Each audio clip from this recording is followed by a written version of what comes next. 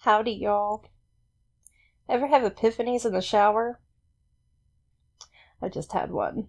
And yeah, I look a mess. My hair's wet, I don't have any makeup on. I usually don't appear on camera, but today I decided to be brave. You can see my pimples, everything. So professional. So, I had an epiphany in the shower. Whenever I read philosophy, especially modern or especially older philosophy, I notice something in the language whenever they're talking about reason. Usually it's brought up that men of reason should not be like women. This is a common theme that you'll see in like the writings of Seneca or Nietzsche or Hegel even. But no, we're usually equated to children in the minds of the old philosophers. You know, the ones that the rationalists adore. Skeptics, things like this. And yesterday I was watching Dr.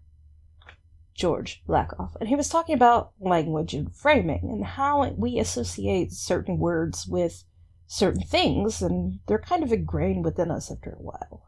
Difficult to break those bonds between the word and the associations of the word, also known as structuralism, which I won't get too much into that. But with modern scientific knowledge, or postmodern, which we'll get to in a minute, but with the knowledge that we have and the fMRI and all these different new scientific discoveries of the brain and neuroscience, we're pretty much able to see just exactly how this framing works, especially in language. Like when you hear the word ice cream, you make all kinds of associations with it. And they might not be the same associations that, say, like your best friend associates with the ice cream. You might be thinking mint chocolate chip. She might be thinking, I don't know, Rocky Road. But something I've noticed in our language is this rejection of postmodern philosophy. And I think the reason why this is because the framing of women is way different when you read Michel Foucault, or Simone de Beauvoir, or, for example, Mary Jo Frung, who suggested that one principle of postmodernism is that human experience is located inescapably within language, and this is how power is exercised. And it made me start to think about the Me Too movement. How women were framed in the old days.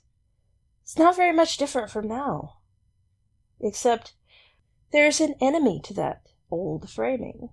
The framework is being busted.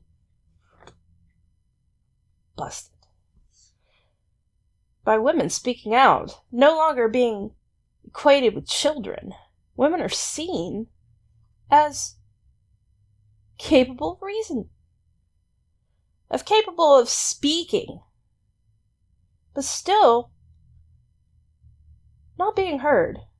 And that has nothing to do with her capacity. It has to do with the framing.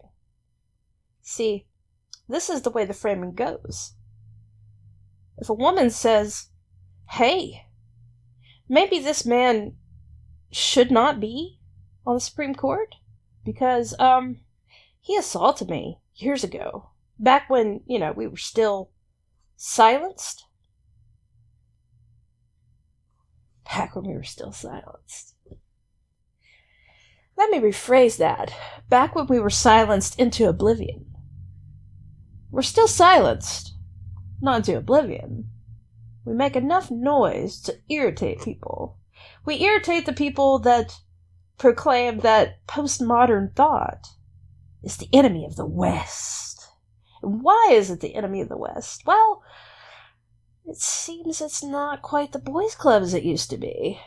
There are women saying, hey, maybe he shouldn't be on the Supreme Court. And what is the language, the common language that we find in association with this issue? Well, it goes something like this. Well, reasonable people would say, innocent until proven guilty, when it comes to the scumbag who was actually put upon the Supreme Court. Innocent until proven guilty. But women are equal. Women are equal in our society now. There's no need for feminism. But wait. What of that innocent until proven guilty? What of that framework? What is a challenge to the framework? Well, where's her innocent until proven guilty? Because too often I see, she's doing this for personal gain, or she's doing this for attention, or she's doing it for this or that, and any assumption you can throw at her, you'll throw at her.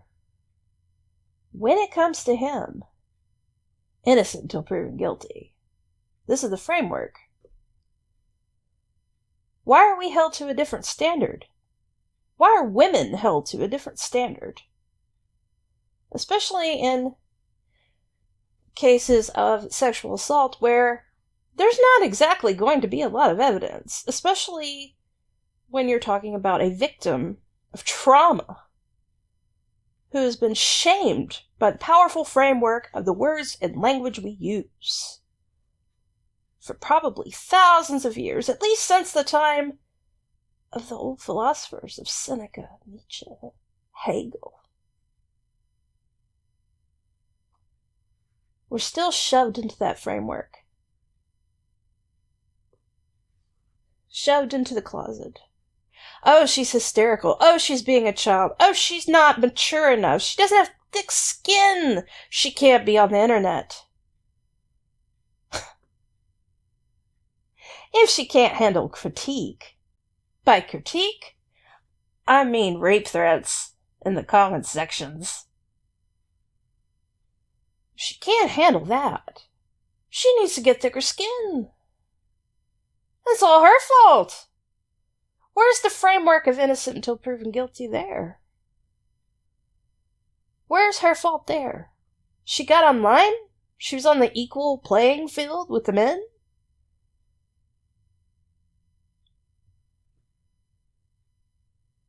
This is a problem.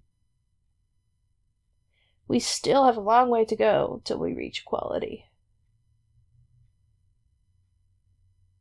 Think about that. Thank you for listening. Bye. Special thank you to all my lovely patrons. I so appreciate your support. Also, make sure you like, share, and subscribe. Thank you.